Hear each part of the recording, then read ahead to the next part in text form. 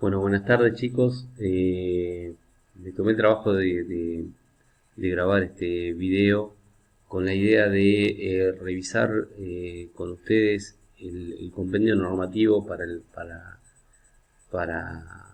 el tratamiento o la atención de los pacientes con sospechas de coronavirus.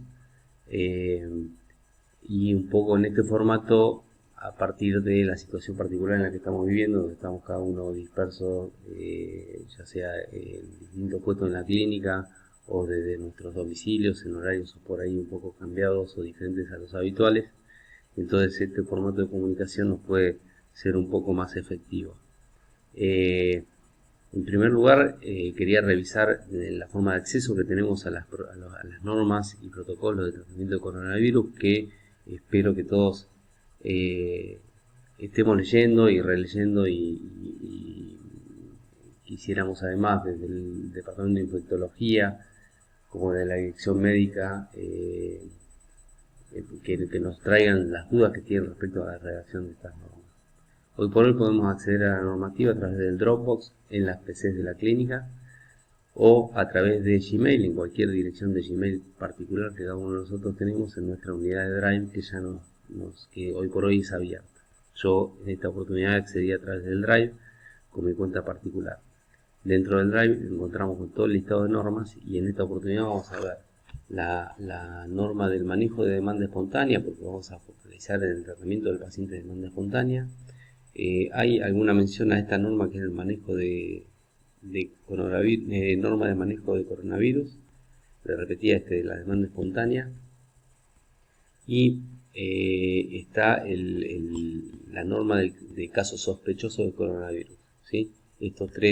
Cualquiera de estos tres protocolos uno los puede visualizar haciendo doble clic sobre la norma o con el botón derecho del mouse lo puede descargar en su propia computadora.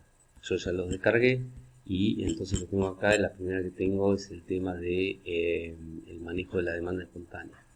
Fíjense que este procedimiento, que es uno de los más importantes que tenemos que tener en cuenta, básicamente hace un recorrido hace un procedimiento sobre todo el recorrido del paciente con sospecha de COVID en la clínica, ¿sí? Dentro de su desarrollo, fíjense cómo se va normatizando y escribiendo cómo debe ser el protocolo de ese recorrido. El primer punto, y el más importante para nosotros, es el tema del triage. Los pacientes serán interrogados sobre presencia de fiebre y síntomas respiratorios. Estos dos son los aspectos principales que tenemos que tener en cuenta a la hora de hacer el triage.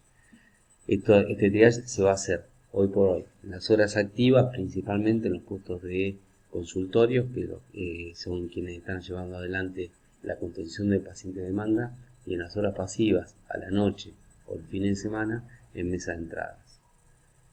A partir del resultado de ese triage, el paciente tiene dos destinos. Si tiene fiebre y síntomas respiratorios, se le proporciona un barbijo y se lo deriva o se lo asigna a la sala de espera de uso exclusivo para pacientes, que es la sala de espera general.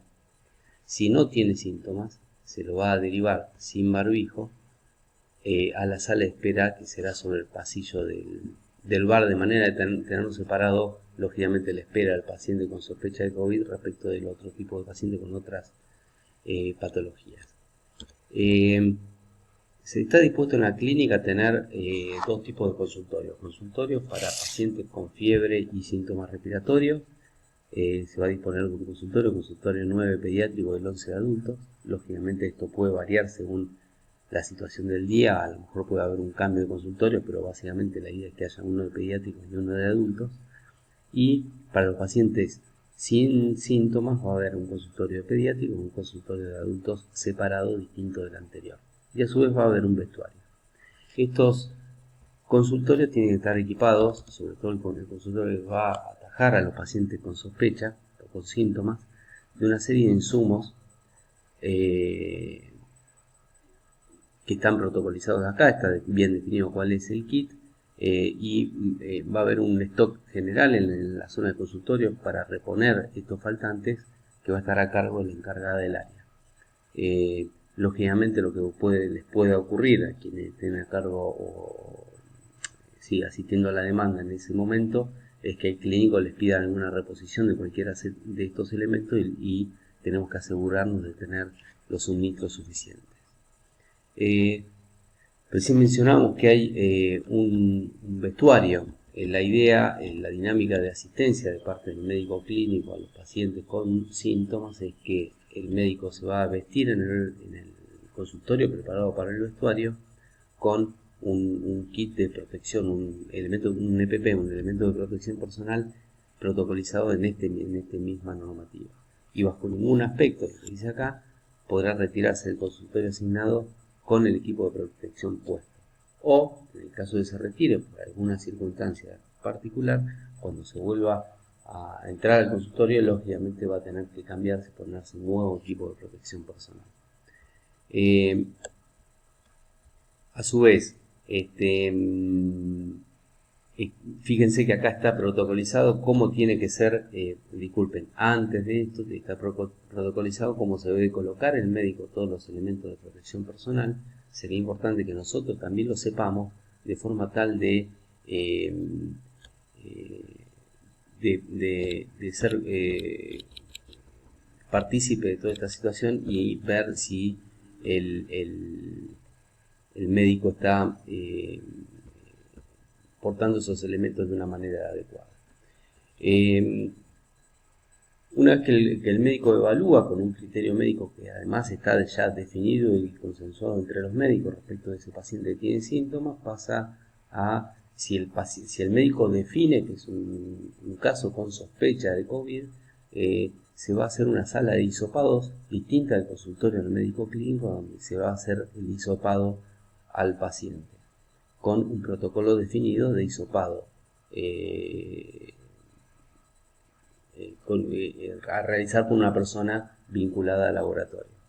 Y por último, después del hisopado, el paciente o el acompañante del paciente también puede ser, pasa a confeccionar con alguien, un personal administrativo, lo que se llama la ficha epidemiológica, donde se va a reflejar la evaluación clínica que se hizo del paciente, más un montón de datos personales y de contexto social que hay que tener en cuenta. Puede ocurrir que tras la evaluación clínica, si es un caso de COVID leve, el clínico puede llegar a aconsejar el aislamiento domiciliario del paciente si es que el contexto social lo permite. Todo eso también va a estar reflejado en la ficha epidemiológica. Bien. Hasta ahí el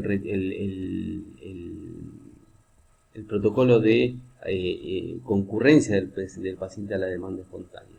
Luego, cuando el paciente se va a la casa o va de internación, el clínico sigue con su atención en el consultorio y hasta que termina su jornada. Una vez que el clínico termina su jornada, se retira todos sus elementos de protección personal, que como ven acá también está protocolarizado cómo se debe retirar los guantes, las gafas, el camisolín, y una vez que el clínico se retira del consultorio, va a haber un protocolo muy específico de cómo es la limpieza de los consultorios de demanda espontánea, lógicamente a cargo del personal de limpieza. Un tema importante a tener en cuenta, el tema de los casos sospechosos. Hay un protocolo que define cuáles son los casos sospechosos, que tienen un vínculo muy estrecho. Es este protocolo que está acá, ¿sí? Que se llama Definición de Pandemia Coronavirus, que es un protocolo que es muy dinámico en el sentido que es cambiante y que está definido a partir de lo que indica el Ministerio de Salud de la Nación. ¿Sí? El Ministerio permanentemente va cambiando los criterios, o regularmente lo va haciendo, de lo que son casos sospechosos de COVID a partir de la evolución empírica de este virus, del cual en muchos casos hay cuestiones discutibles. Entonces, a través de la evaluación que hace el Ministerio y lo que define el Ministerio, nosotros vamos modificando, adaptando este protocolo de definición de casos sospechosos. En este momento tenemos esta situación donde son pacientes sospechosos los que tienen fiebre y uno o más de los síntomas respiratorios, tos, odinofagia o dolor de garganta y dificultad respiratoria, y algún indicador adicional que haber estado en los últimos 14 días con algún paciente COVID confirmado, haber viajado al exterior o estar proviniendo de lugares donde hay circulación viral como Ciudad Autónoma de Buenos Aires o área metropolitana.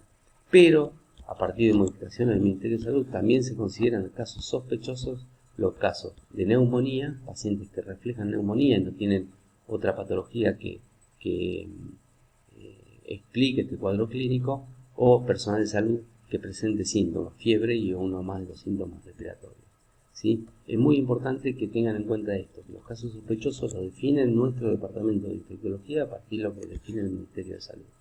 Y por último, se ha modificado el triage actualizado a partir de esta dinámica que tiene un caso sospechosos. Desde la demanda debemos en el triage verificar dos cosas: presencia de fiebre y síntomas respiratorios, tos, dolor de garganta y dificultad de respirar. Muy simple y más que conservador respecto a que no necesariamente esto configura un caso sospechoso, pero abre todo el espectro. Luego que hacemos el triage, será el clínico el que define al fin y al cabo qué es, si el paciente es un caso con sospecha de COVID o no. Un último tema.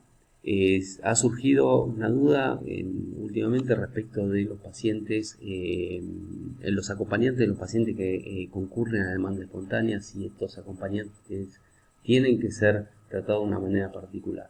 La realidad es que existe un concepto que se llama el caso del